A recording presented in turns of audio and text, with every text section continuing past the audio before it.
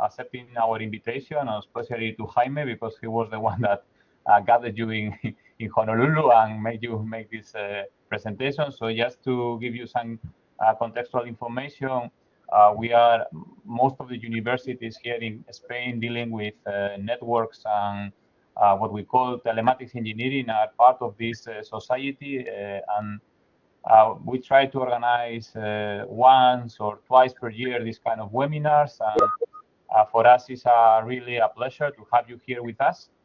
And so, well, my name is Ramon Agüero. I'm the president of the society, and together with the members of the board of the society, we are really glad that you are with us today to give us this talk.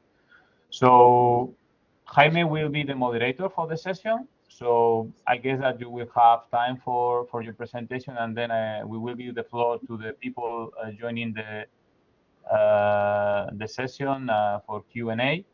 But if you want to make it a little bit differently, you are of course free. This is the floor is completely yours, and you are able to do whatever you want to say. So first of all, I will ask Jaime to introduce you properly. And from my side, I just wanted to again thank you for accepting our invitation, and I would also like to thank everybody for joining this session today. Thank you. So Jaime, can you please introduce Paul properly, yes, and we can start. Thank you, Ramon, for the kind introduction. Thank you, Paul, for accepting our invitation to give this webinar in these final months of the course. I know you are very busy with the organization of NetSoft, and it's a pleasure to have you here. Thank you, everyone who is attending. I think the topic that Paul will cover is of great interest of everyone these days. And let me say some words about Paul. Paul Varga is the head of the Department of the Telecommunication and Artificial Intelligence at the Budapest University of Technology and Economics. His main research interests include communication systems, cyber physical systems, and industrial IoT, IoT 5.0, network traffic analysis, end-to-end QoS, SLA issues. He is advocating on intent-based networking and the use of generative AI, which is the topic of this talk, especially on network management. And besides being a member of the HTA, he's a senior member of IEEE, both in ComSoc and ISE. He's the editorial board member in many journals, associate editor in IEEE TNSM, editor-in-chief of the Info Communication Journal. He has been the general co-chair of a couple of editions of NOMS during the COVID, and then the first one after the COVID in 2020 and 2022. He was also the general chair of CNSM last year in Prague, and this week in Budapest, NetSoft. So, as I said previously, thank you very much, Paul, for accepting the invitation. And now you have time to talk about Gen AI and network and service management. The floor is yours. Thank you very much, Jaime, and thank you everyone for joining this session. It is a great honor for me to join Scitel and have you this sharing my thoughts on generative AI network management. I will talk a little bit about possibilities, a little bit about tangible use cases, and this is really, I think, supposed to be planting seeds in your minds, giving new ideas, or showing where others are together in this field, what they are doing, and where we are moving towards. So thank you for the introduction, Jaime. Yes, I'm working with many fields, but currently together with networking people and together with industrial engineering, automation engineering, systems engineering people working in Industry 5.0 as well. And so the talk today is about generative AI and network management, and I try to create a movie advertisement on this in the style of the 80s sci-fi and hacker movies, and you can see this guy really resembles a little bit to Terminator, I think, who is for some reason working on a laptop in the 80s, which is really sci-fi, I think. So the talk is outlined here. I will touch a little bit of all of these, and we will arrive to intent-based networking and digital twins and digital twins in networking especially. So my research and innovation background, as I told you, in the last few years have been really coming up and down and back and forth in industrial IoT applications and 5G and 6G integration. So we are working in many European projects for interoperability of various systems from various vendors. So these are heterogeneous systems, and the interoperability, how they work together, how they can be exchanged one another, or how they can exchange information, is a very great challenge. And for that, we created Eclipse Arrowhead, which is an open platform concept as well as a reference implementation. And many companies throughout Europe using this. And we created tools for that, for cyber-physical system of systems. In this project, AI in manufacturing leading to sustainability and Industry 5.0, and then other projects. And also I initiated several workshops in our community, in this IEEE network management community. One is on generative AI in network management. So we have good news every year on in this workshop. And I also initiated a few years back analytics for service and applications management, which runs in the CNSM conference as part of that conference. So let's see, generative AI, what do we do about this? So artificial intelligence in general can have many definitions. I like this definition the most, that artificial intelligence came to life as a collection of technical solutions created to imitate or enhance human cognitive abilities. So imitate or enhance human cognitive abilities. And as you can see, we already were talking about, or those people who lived in the 50s already were starting talking about artificial intelligence as engineering of machines. And in the 80s, we had machine learning, which is a very different way of working with machines than previously we did. Previously, we used the Alan Turing's and John von Neumann's architectures and algorithms that we tell the machine what to do practically algorithmically, and it does follow those. Whereas in machine learning, we give the machine patterns, and it kind of somehow learns from these patterns and figures out what to do next, or figures out which of these patterns belong together, or which of these patterns have some outliers of it. So they manage to learn from data, from patterns. So that's what we started to call machine learning. And then when we had more and more resources computationally, we managed to bring neural networks and then deeper neural networks into play. And now we are living this era where we have very deep neural networks with practically hundreds of billions of parameters.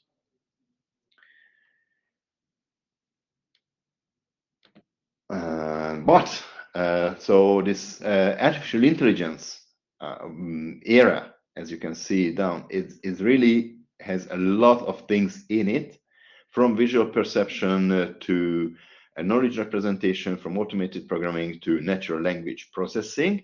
And within natural language processing, we have now the LLMs, large language models, and of course, if it's not just natural language, but we have image processing and others, we have multimodal language models, multimodal large models. So the reason I like this picture is to give people a feeling that we're not only there to use LLMs, but we have a lot of other methods, a lot of more practical methods for a given task. I will come back to this. It's just, for example, in the systems engineering and even in networking, it's not necessarily the best solution to use LLMs or RAGs, retrieval augmented generation. Many times it is better to use statistical models, or it is better to use some other GANs or recurrent neural networks that are not LLMs. So we should tune our tools to the task, of course. But this LLM boom bring with it a great thinking of, aha, we can use artificial intelligence for many things, and we can choose from all these method algorithms, and we can apply them for the best result. Gartner brings out several types of hype cycles every year, and they actually brought out already early June hype cycle for artificial intelligence this year as well, but it's not available for the wide public unless you pay for it. So I'm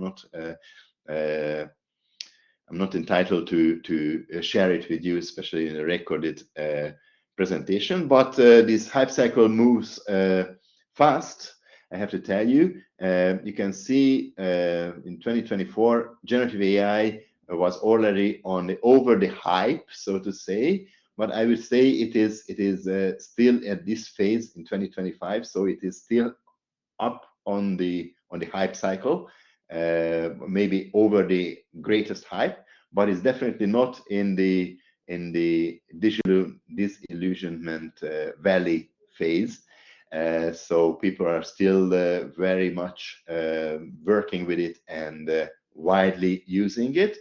We will get eventually into the phase when we have kind of this disillusionment that it's not really for everything.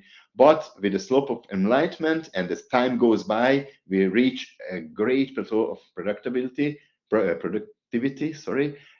with multi-agent technologies and all those. So the usage of LLMs in our systems will be as natural as we use now practically operating systems everywhere, or computer vision. So computer vision programming is very basic now. You can have image recognition in cameras with one line of code. Practically, you buy a proper camera in the shop, and with 1 or 2 lines of code, you can configure it to recognize certain things like people on the picture, or cars on the picture, or others. So we have these hype cycle, and generative AI is still on the very top of that. So you could wonder, all these generative AI tools and image creation tools that you can add with a small prompt, create a picture. But what do you think? Whether the left-hand side picture was created generative AI, or the right-hand side was created by generative AI? Which is the original? Which are the original picture of a sculpture? I have to tell you that this was created 2 years ago, with these 2 prompts. Doctors and brothers and sisters help each other, Renaissance sculpture, or angels around the boy, Renaissance sculpture. Both are generated beautifully already 2 years ago. So practically, if we cannot distinguish perceived images, because even our eyes are the best tools for us, how would we distinguish other things, generated or not generated? This is a philosophical question. Of course, for doctors, on the left-hand side, you can see the stethoscope in the neck of the doctor, so you could get a little bit suspicious of that. But still, I have to warn you that similarly as we cannot distinguish with these pictures, we won't be able to distinguish with writing, literature, or engineering work as it comes to that. Of course, we have to test it. So we have this networking laboratory in BME, Budapest University of Technology and Economics, and I created this laboratory a little bit over 10 years ago with Juniper for management of information systems. Yearly, circa 600 informatics student has to do this with 3 routers, router 1, router 2, and router 3. They got this picture. They got 3 virtual machines with virtual routers on them, and they have to upbring the interfaces. They have to give IP addresses to those interfaces. They have to give connections in between these interfaces, and they have to provide security settings and all those. So bare metal in 4 hours. It's a really good challenge. But again, 2 years ago, I give this prompt to ChatGPT at the time to configure the names of the 3 routers, 01, 02, without the picture at the time, but explaining how to configure practically these. And ChatGPT gave purely, so without any extra knowledge about Juniper routers, it gave the perfect response. And so since then, of course, students would cheat. And even for setting up security zones, it created a perfect configuration. But of course, you have to copy it to the proper configuration window of the given router and things like that. So you still have to think about all these things as a student. You don't have to think about the syntax anymore, so to say, but you should be able to test it. You should be able to see what's going on. So by now, how is it going now? We have now translators that translate Cisco router setup, complete configuration file, into a Juniper router configuration file. These have definitely very different semantics. Of course, the content is the same for a router setting and a router setting, but for example, Juniper has more in-depth security by default. Cisco has just added security, so all these things have to match properly, but these translators now available, and eases, for example, vendor switching between vendors for operators, which was a big no-no previously. So we have AI, and we have we can use it for networking. We can make networking better. We can have like 5G or 6G networks, mobile network cores. We can improve that. Practically, we cannot work without AI because we can. We have to do resource optimization, which virtual machines would use which virtual networking functions, and how much resource, how much physical resource does it belong to that machine. It depends on what 5G applications are going through that, what is the slice. And so the end-to-end slice for that application needs to be administered really fast, needs to be switched from one slice to another slice, needs to be optimized. So all this optimization real time really cannot be done by now with any other method but AI at this speed and at this like learning from patterns. We're doing, for example, that AI for networking already in 5G networks and in other networks as well. But we can have AI with networking, where you have the network already, and you use the network at the different parts of the network, like the edge or the cloud part or the fog part, to have different AI functions like model teaching or inference or federated AI at different parts of the network to optimize the working of the AI infrastructure within the network. So you have this. But I don't know you use this picture or not, or you have seen this T-shirt or not. But I'm an electrical engineer and also, of course, computer scientist. And so in electrical engineering, or in general in engineering, when we have to estimate things, we tend to estimate it further, and we anyway have higher expectations from systems, so we over plan our systems. So little estimations like pi or e is more or less equals to 3 is okay, because you anyway over provision your systems. So I'm not a mathematician, and I'm not writing p must be equal this irrational number of infinite numbers, because I can't calculate with that.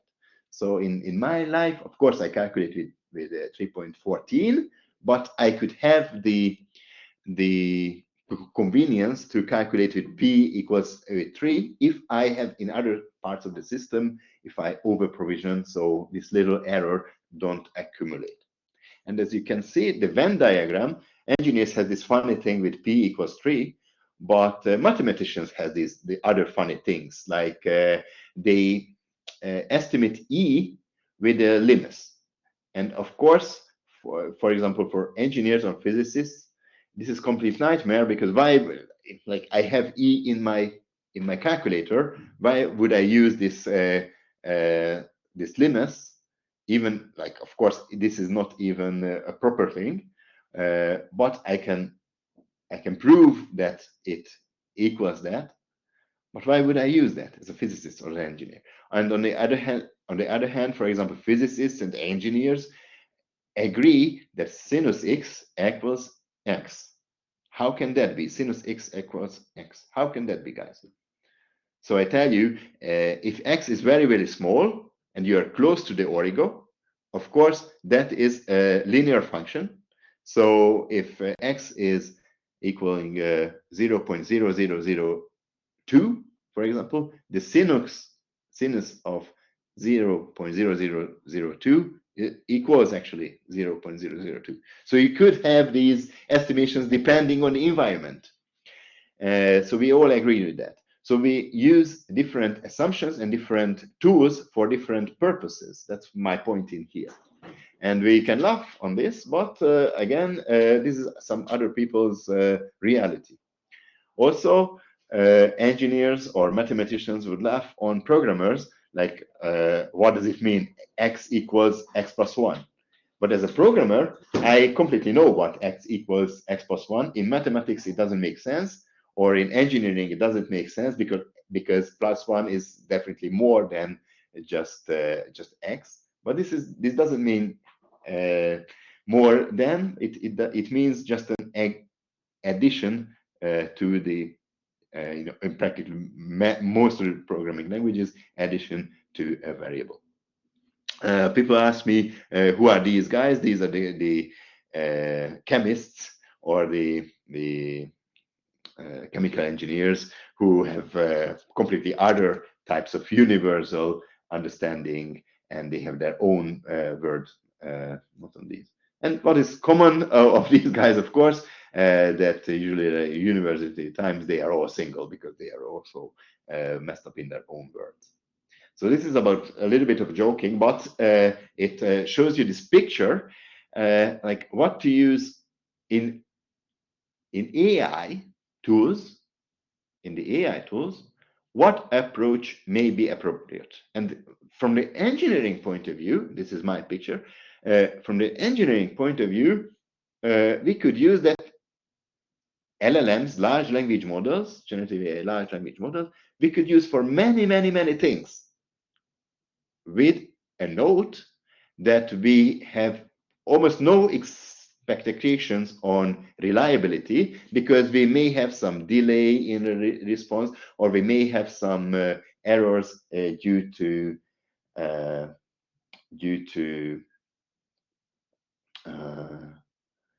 high temperature setting in the model, so it's making things up.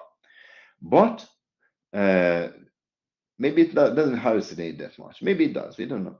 But on the other hand, we got to solve problems that were not able to solve before, and we got these human-looking cognitive answers, which was not be able to get before. So LLMs and generic LLMs are really good for certain problems, not all of them, but certain problems, and it really opens the door for us. On the other side of this diagram, on the top right, we have serious resource constraints. So we don't have all the cloud infrastructure and calculation possibilities, and we have reliability that is critical. So for critical systems, I wouldn't use LLM to just try to control the critical system. I wouldn't use LLM as is. I might use a little part which is offline, trying to do with that. But with critical systems, with serious resource constraints, I would definitely use mathematically proven functions that are almost hardwired or really running fast. Whereas if I have more resources, like I could even have an operating system over the processor, because I even have a processor, I could use programming languages and so on. And if reliability is less critical, I could use maybe programming language like Java, and I would have more machines running parallelly working on the same problem. So if one machine fails because of some exception, the other machines is there. So high reliability is provided by other means. So we have these kind of tools for the given purpose. We don't have to use LLMs for everything, but we could use for certain things. And for networking, for example, for IoT, I like this picture. Maybe it's a little bit complex, but you can follow it from the top, like 1, 2, 3, 4. So we have Internet of Things sensor input. We do some data cleaning on premises.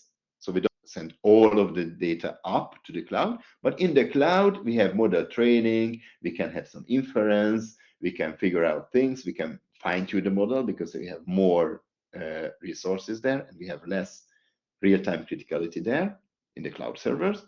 And then when the model is optimized, we can use actually more inference, the on-premise edge server machines, with continuous updating the data cleaning and inference model cycle. And then we do the deployment of these kind of continuous integration, continuous deployment way, CI/CD or DevOps, development and operations, or MLOps, machine learning operations. I just dropped these words here. Maybe some of you already know, some of you don't. Sorry.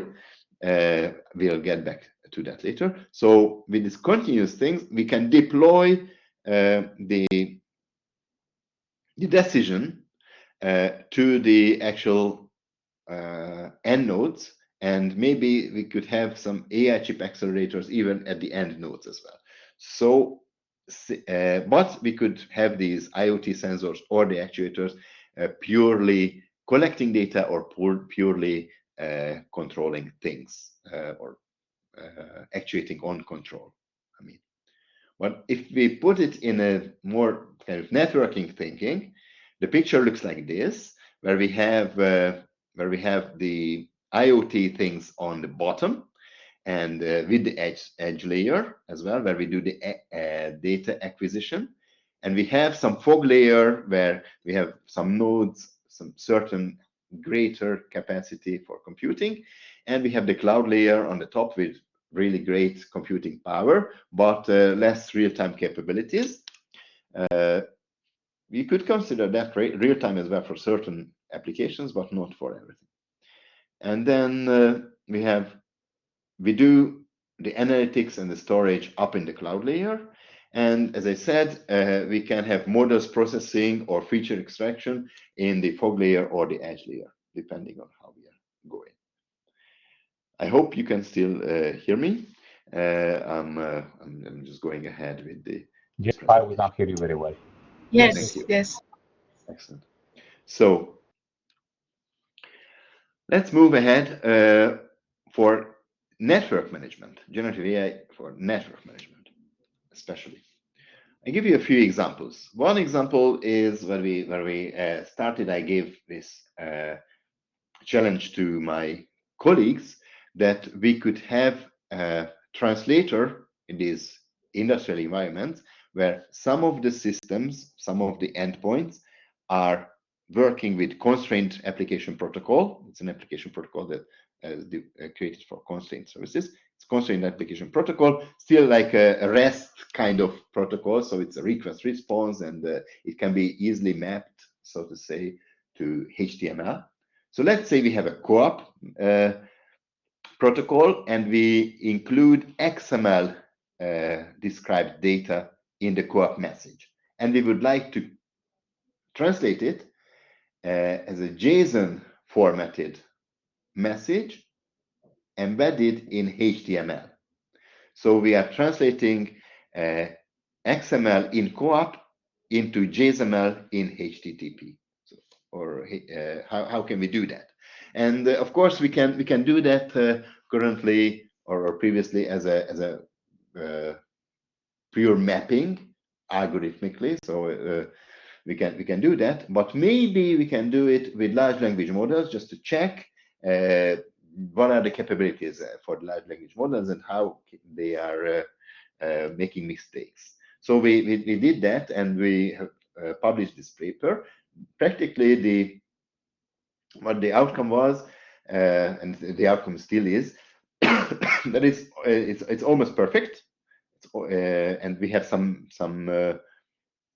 fields, of course, in these protocols that we have to make up because they are, as you can see, with the yellow or the blue or the green fields. Some of them are exactly there, but some of them are not there, so we have to make up.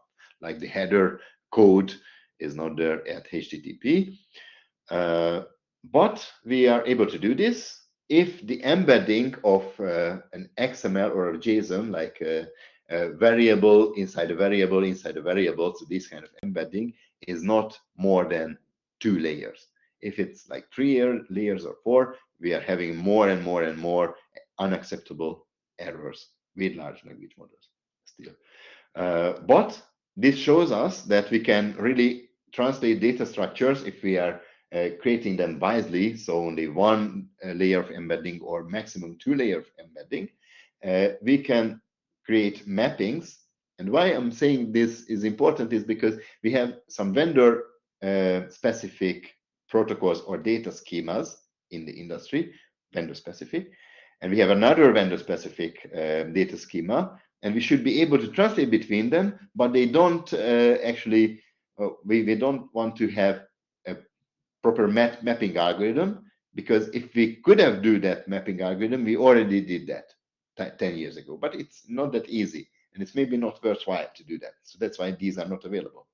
But if we put in pairs, message pairs or data pairs of these, so the AI, so to say, can learn these patterns, which we did. We have one of these projects. We have complete satisfaction of translating from one vendor data schema to another vendor's data schema.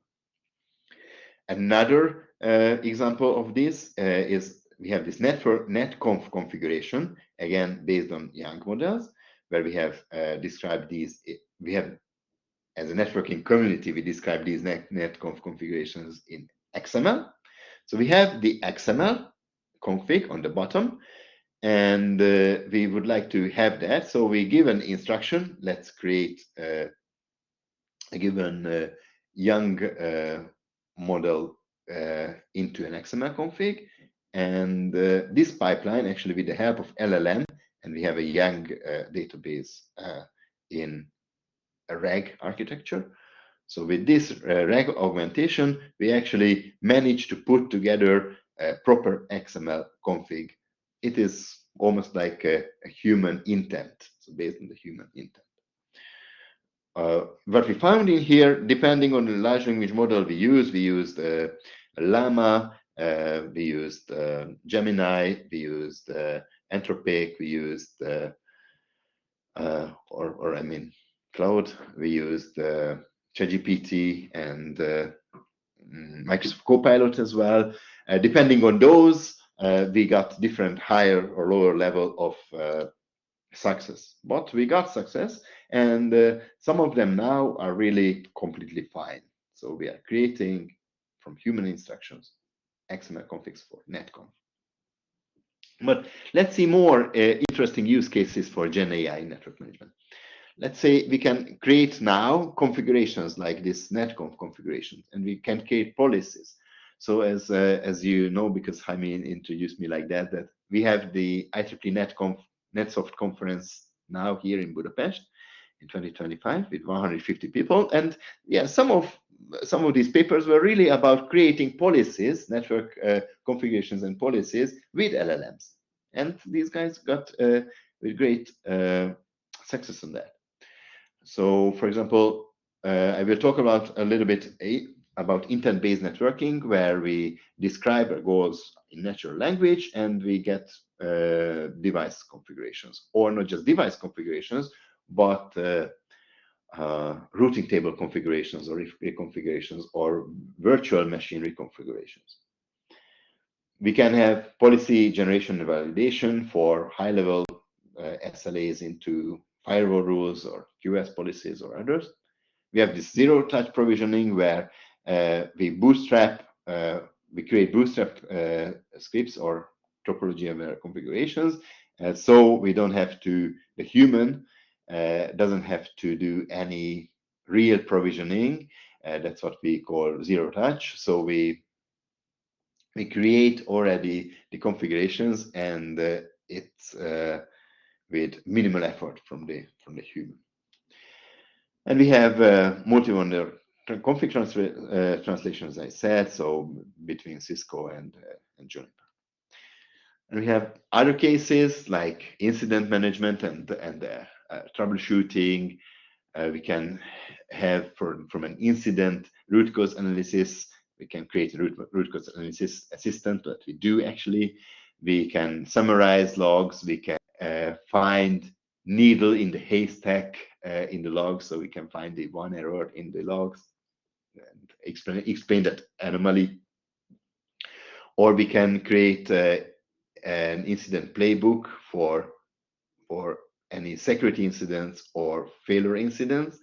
And the playbook is like a script of what to do next, what to do next, what to do next. So we can generate this playbook. And if you have an multi-agent setup, which is also very available since last November in many beside many LLM pipelines, you can get these agents to execute your next step.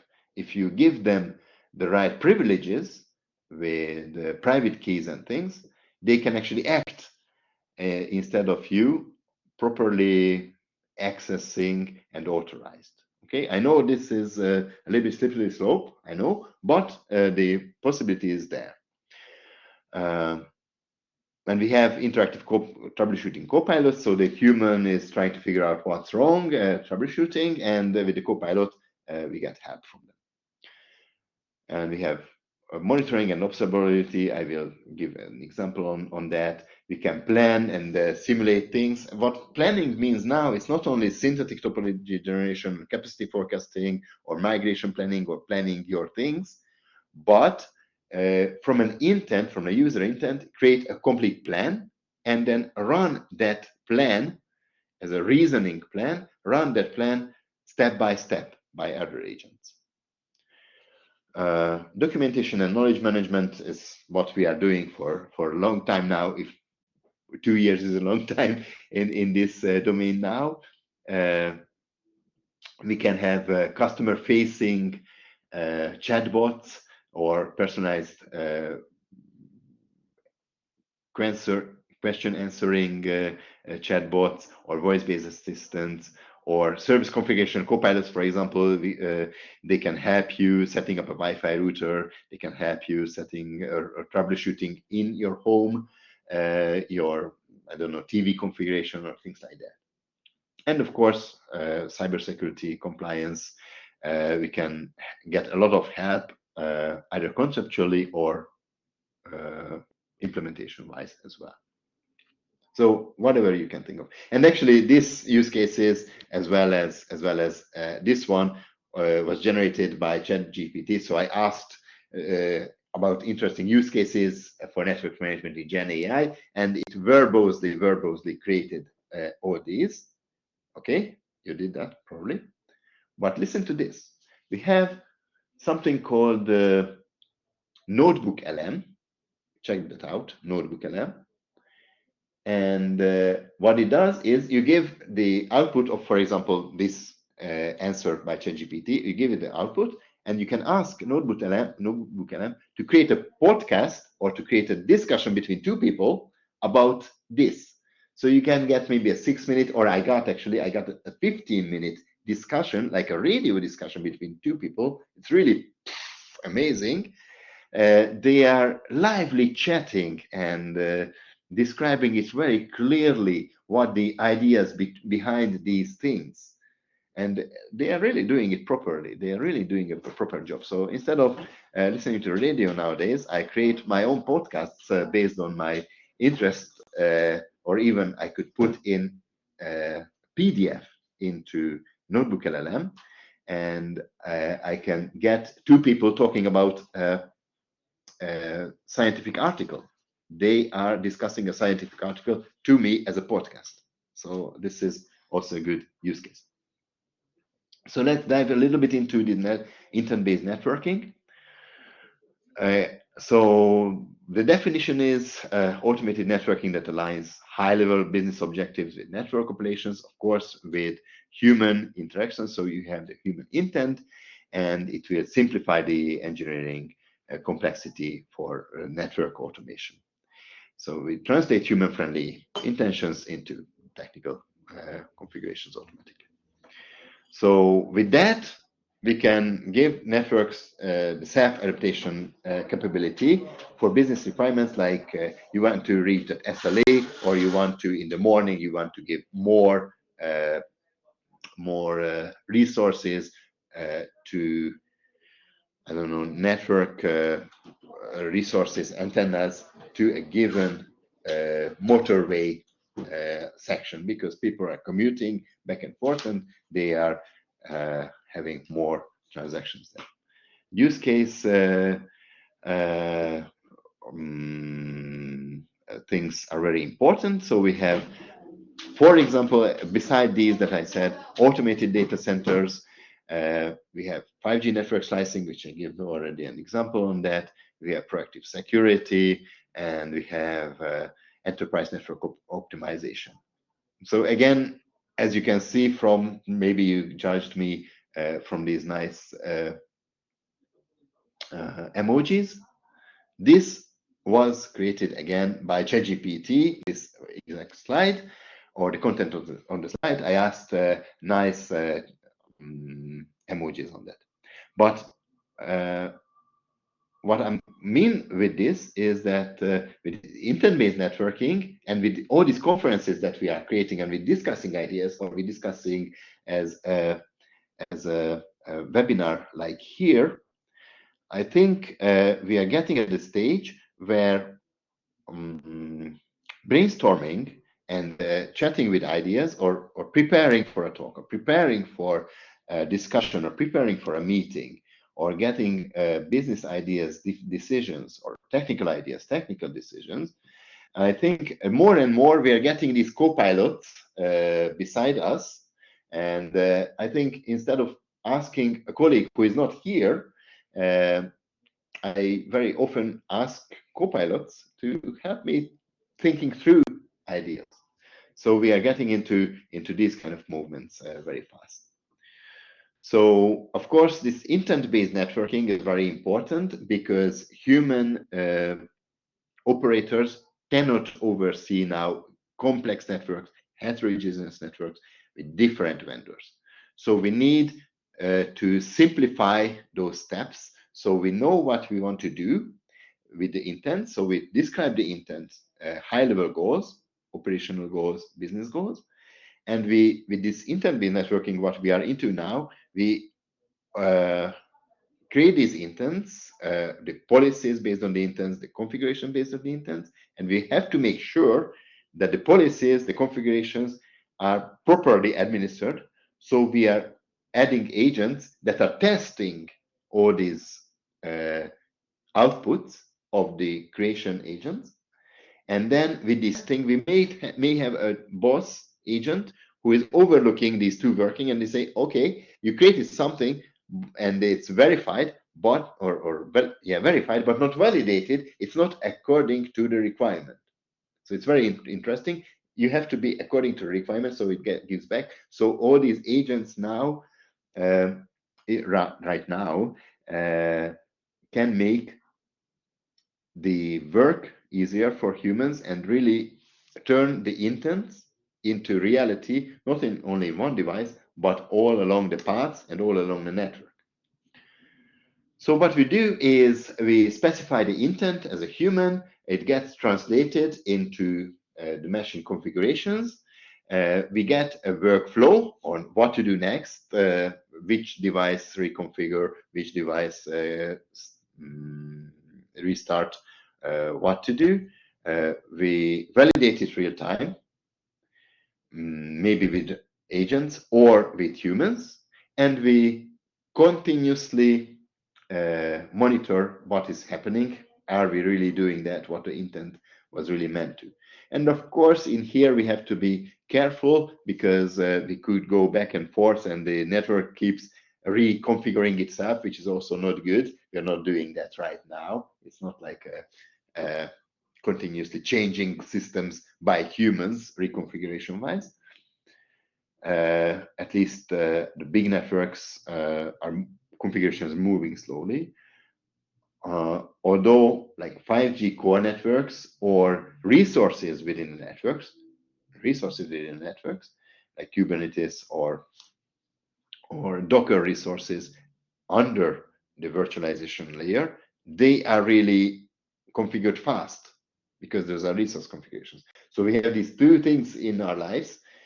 We have the Kubernetes or the resource configurations now done very, very fast, really good. However, the network configuration in general, the business intents and the technical intents throughout the network is really moving a little bit slower in that sense. So I envision a little bit faster movements soon on that direction as well. So just one more example from us. What we are doing is, for example, in 5G networks, we have protocol monitoring, and we have people who try to figure out what the problem in the 5G network. We really have running our system throughout Hungary. And now we created a copilot for them. So this copilot, what it does is the user can ask questions on the top. The user asks questions to agents towards the LLM, and that question gets translated. And maybe we can ask some tools to get into, so you can log into systems, you can understand systems. And the question is like, what is the IMSI, which is the SIM identifier for a subscriber whose authentication was unsuccessful? So you have to go through the real-time 5G protocol data to figure out which IMSIs was unsuccessfully authenticated. And you get back the answer, IMSI value for this subscriber was unsuccessful, or you get a list. Okay, so you're really finding needle in the haystack. It is looking for different things. And how we did it was now 3GPP standards for 5G is in JSON format. So we were able to put it into a RAG vector database, which then the LLM treats it as its own. And this actually appeared in Honolulu IEEE norms this May. Whereas this paper, which I'm showing you, is from this Tuesday, actually here in IEEE NetSoft. So these guys, Abdelkaber and the others, they created OSS-GPT, which is an LLM-powered intent-driven operation support system for 6G networks, 5G beyond 6G networks, where you have the you have the endpoints, the devices, and you have some info about them, and you have a human who can validate things and who can also ask things. And you have the OSS users which ask things through the assistant, like an intent-based request. An intent request gets translated into a plan, what to do, and the plan gets executed step by step with various agents. So we have this operation support system by these guys as well. So you have, this is again just a picture from that paper. You have OpenAI ChatGPT 4.0, like what we are using also.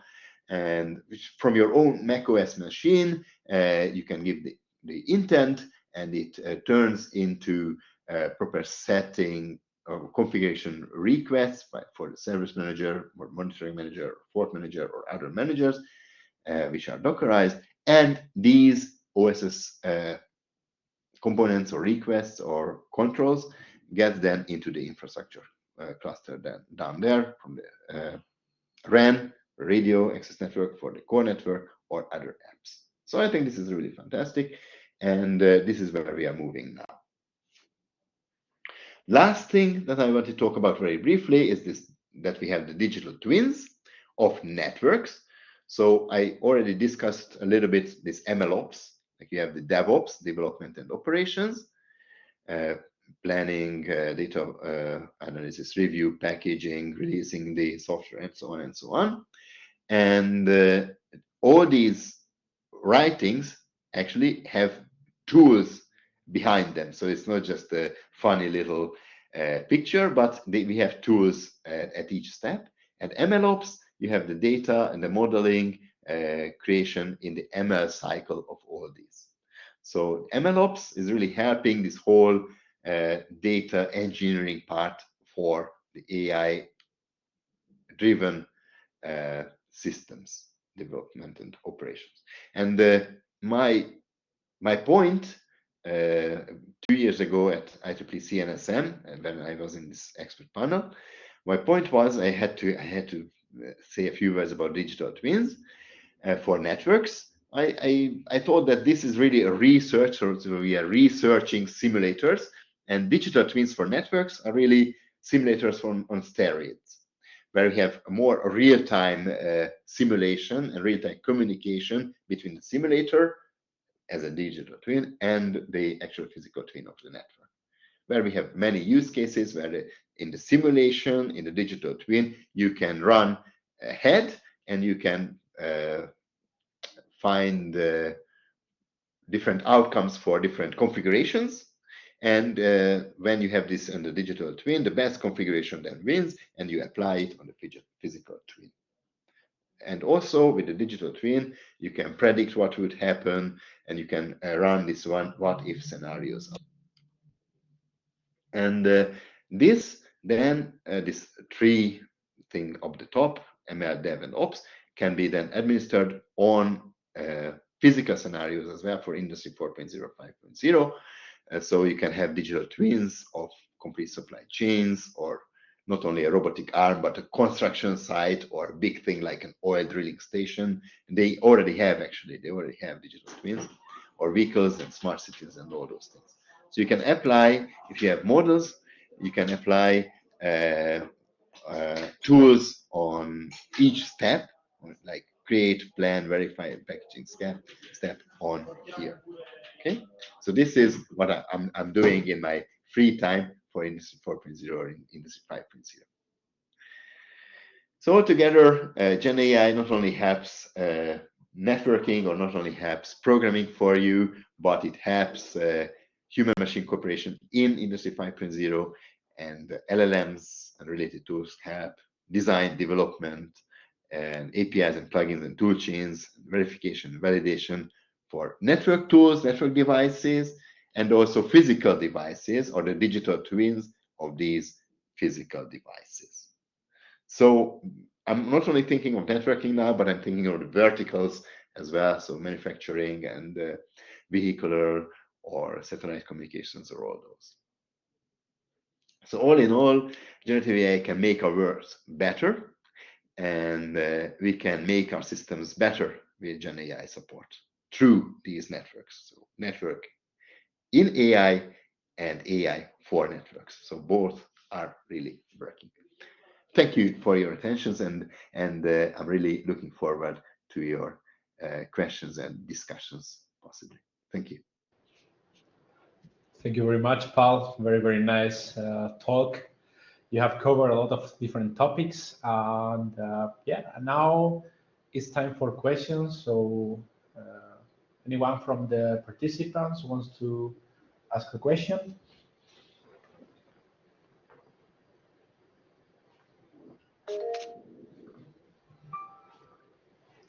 Yes, Ramon? Yes, Ramon? Ramon, yes. Yeah, can you see me and hear me? Can you hear me? Okay, yes. Great. Yes. Okay, so first of all, thank you for Val for this Yes, very nice. we can hear you. Okay, great. And yeah, thank you for to the society as well for organizing this event. So yeah, so I am working in the University of Murcia, and we are also interested on this topic of using LLMs for configuring, managing, orchestrating networks. So we have done some advance in the generation, in the automatic generation of configuration, as you mentioned before, for different technologies, IP tables, Cisco routers, Juniper routers, and so on. So our big challenge now is how to check the validity of the answers from the LLM in an automatic way. So how to check that the command, the instruction, whatever generated by the LLM, for example, for configuring a router or for configuring a firewall or whatever, is actually valid. It's a valid answer without the inspection of a human, of course. So have you already tried to automate this process of evaluating and checking the answers?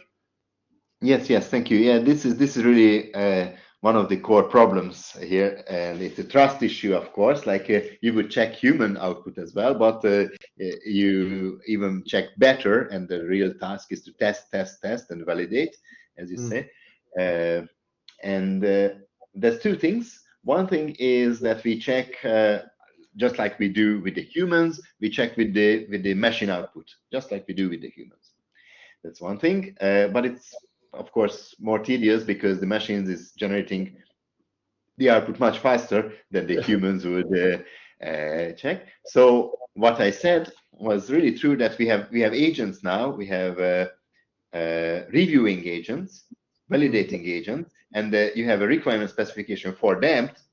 And this reviewing agent can then check against those validation points, at least at a given level, if the system that was created or reconfigured or done whatever with is according to these specifications or requirements.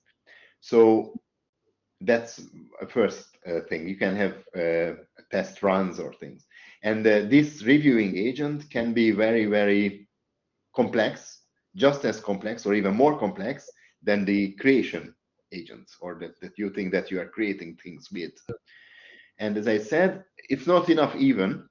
Maybe you would have another agent that are overseeing these two workings and have even a higher level validation on them. Like they work out all the details and it really looks fine, but in the higher level, in the more perspective, for example, end-to-end perspective, it's still not looking good. So it has even a further level of testing. And okay, it worked for certain scenarios for us really well, and we have to work out the details, of course, for each of the testings. But this is the method. This is the way. Okay, so your point is that after you enforce, for example, the commands or the instructions, you check that the performance is what you were expecting. No, my point was, well, you can do this as well, of course, and you check it with the agent. But my point was actually doing this as a digital twin earlier. So you are not doing the enforcement yet until you are making sure that it would work. Okay, I get it now. Okay. Yeah, that's interesting. Thank you. Thank you. But if you don't have the digital twin, then you do it as as you would as a worker. Yeah. Thank you. Thank you very much. Thank you. Thank you, Victoria. Thank you, Ramon. Any other questions from the audience? I know many of you are working on digital twins, 5G, 6G, so you have something to ask. Don't be shy. No, I have some questions, Paul. Some of them you have already covered about the critical, mission critical network operations. That you say that some of the tools we have with AI, ML, LLMs can be used in different contexts. But regarding the mission critical network operations, so how can we ensure, for instance, the so-called explainability of decisions or recommendations made by GenAI, this kind of mission critical operations? Yes.